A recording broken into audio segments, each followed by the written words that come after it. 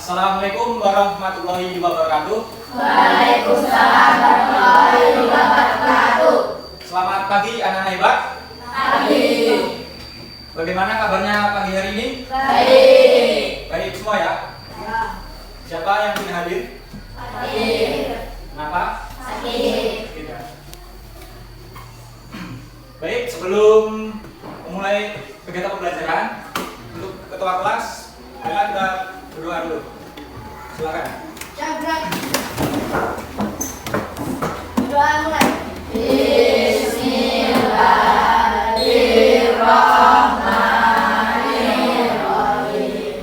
Raditu billahi rabban wa bil islami dinan wa bil muhammadin nabiyya wa rasulah. Rabbi zidni ilma warzuqni fahma.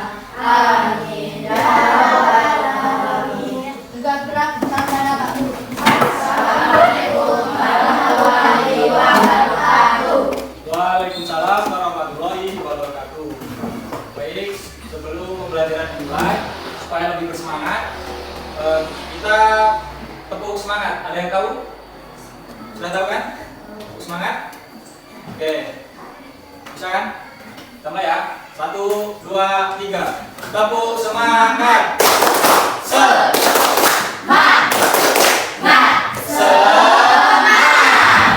Baik. Pada kegiatan pembelajaran hari ini kita akan belajar tentang benda di sekitar kita atau di sekeliling kelas kita ini. Pasti setiap hari kita pernah melihat benda di lingkungan sekitar kita. Benda-benda itu dapat membantu aktivitas kita sehari-hari. Benda di sekitar kita beraneka ragam bentuk dan warnanya. Ada benda yang ukuran besar, ada yang berukuran kecil. Nah, ayo perhatikan benda-benda di sekitar kita ini. Bagaimana bentuk, warna, ukuran. Benda-benda di sekitar kita itu, apakah benda itu? Ya, ada benda itu, ada manusia, hewan, tumbuhan, itu juga merupakan benda. Kemudian batu, gelas, buku, itu juga benda.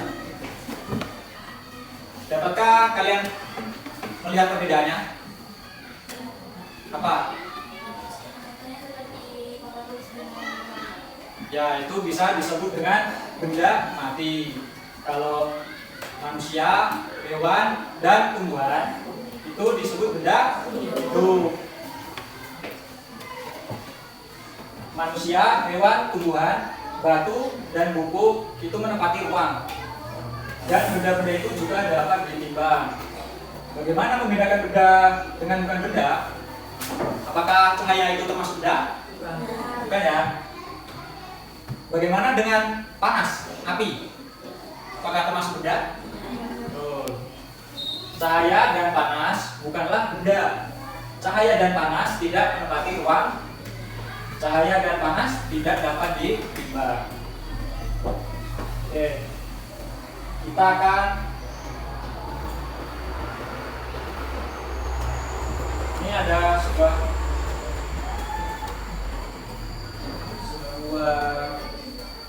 benda ya, dan bukan benda.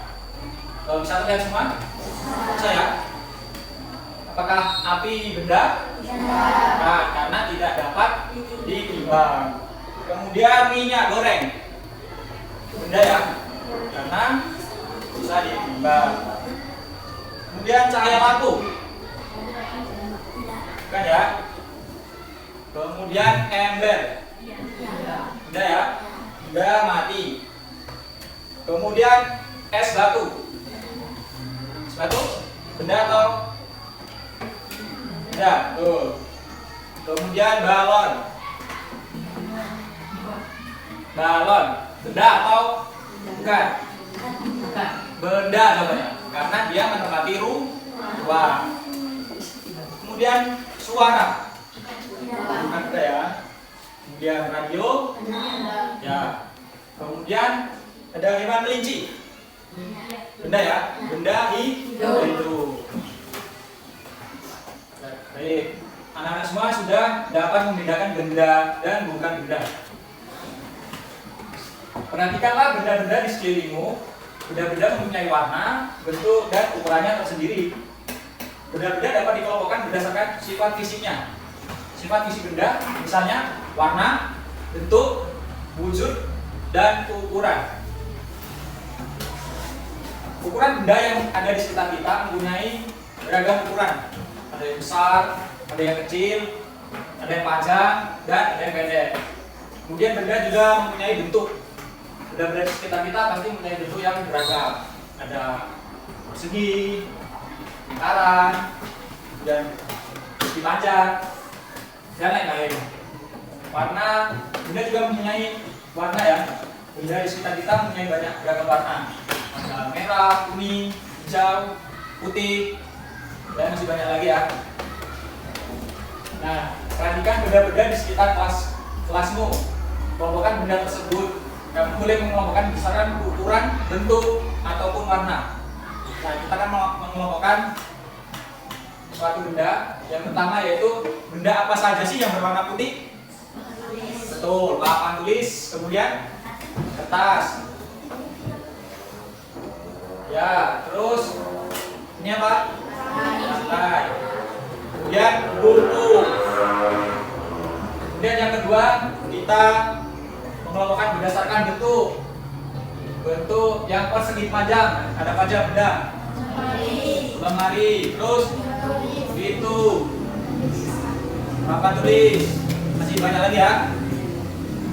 Kemudian yang ketiga, kelompok ketiga, kita akan mengelompokkan berdasarkan ukuran besarnya. Apa saja benda yang berukuran besar di sekitar kita? Lemari, kemudian meja, papan tulis, itu kursi, banyak ya. Baik, setelah mempelajari tentang berdasarkan tentang jenis, sifat fisik, dan ciri benda. Benda berdasarkan jenis ada benda hidup dan benda mati. Benda berdasarkan fisiknya yaitu ukuran, bentuk, dan warna. Benda berdasarkan cirinya yaitu mempunyai massa, mempunyai berat, dan bisa ditimbang. Nah, apakah kalian semua pernah melihat benda seperti di layar ini? Penggaris ya, penggaris. Ini ya, yang istilah meter ada, kilometer, yang untuk tukang bangunan.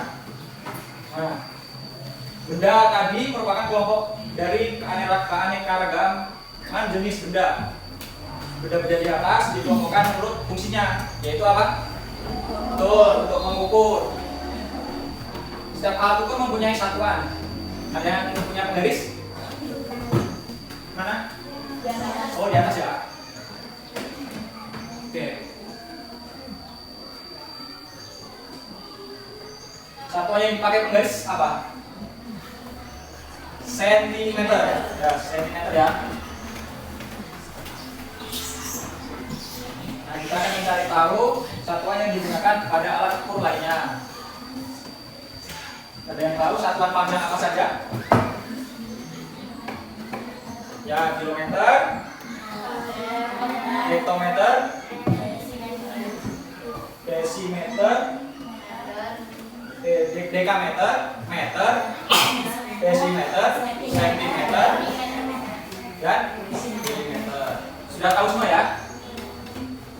Nah, di sini kita akan mencoba mengukur, belajar mengukur dengan dua garis. Di sini yang pertama ada penghapus ya. Kita taruh di ujung penghapus di titik 0. Kemudian ujung satunya lagi berada di titik 3. Berarti berapa senti? Berapa senti penghapus itu? 3 senti ya. Kemudian di sini ada krayon.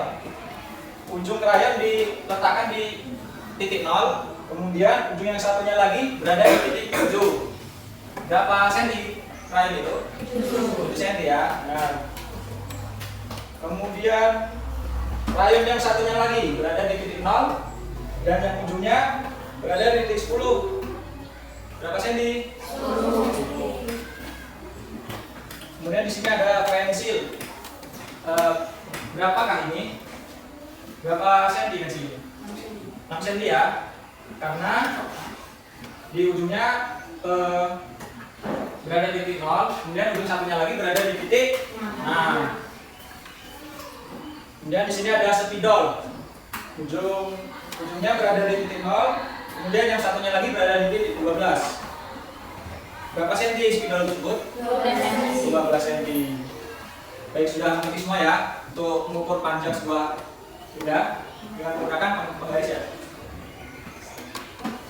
Benda itu dapat dibuat dari berbagai macam-macam bahan. Ada benda yang terbuat dari batu, kayu, besi, kaca, plastik, dan lainnya. Setiap benda dapat menghasilkan bunyi yang khas jika diketuk. Benda-benda tersebut dapat menghasilkan bunyi yang berbeda. Contohnya meja kalau diketuk berbunyi ya. Kemudian buku kalau ditepuk pasti berbunyi. Baik, kita akan melihat sebuah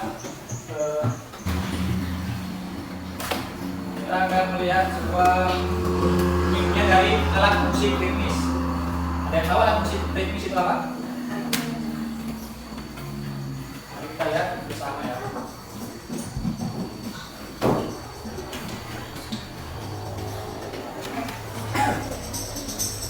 Ada yang tahu bunyi apa ini?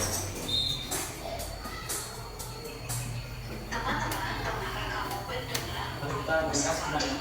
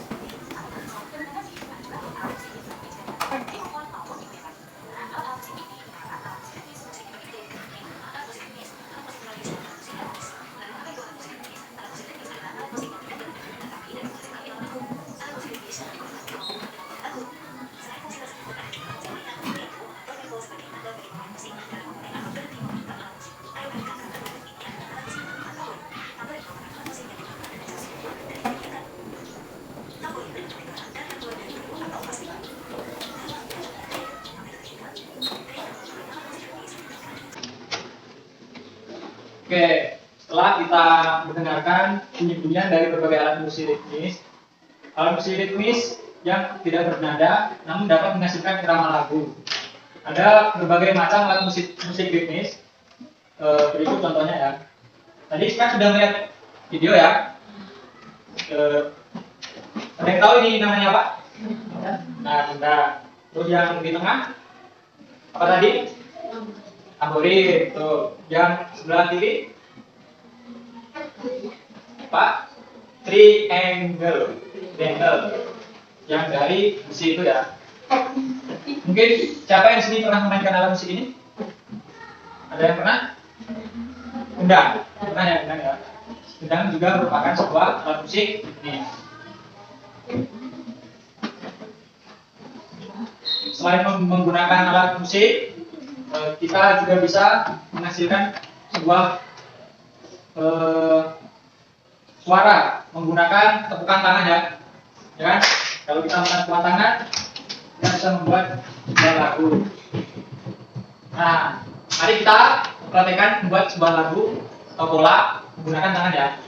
Contohnya, kalau 5 jari itu ketukan kuat. Ayo, kan tepukannya, suaranya juga kuat. Kemudian, kalau 2 jari, coba tepukan tengah atau tepukan 3. Kalau yang 1 jari, tepukan 5. Nah, kita akan mulai ya. Pola pertama, tepukan kuat, sedang, kuat, sedang, kuat, sedang. Ya mulai. Bareng-bareng ya. Kuat, sedang, kuat, sedang, kuat, Sudah. Nah, pola kedua, kuat, lemah, kuat, lemah. Kita mulai. Paham ya? Kuat, lemah, kuat, lemah, kuat, lemah, lemah, kuat, lemah, lemah. Oke, pola ketiga. Ini agak susah ya. Kuat, lemah, sedang, lemah, kuat, sedang, lemah, sedang, kuat, lemah, sedang, lemah. Oke, tepuk tangan.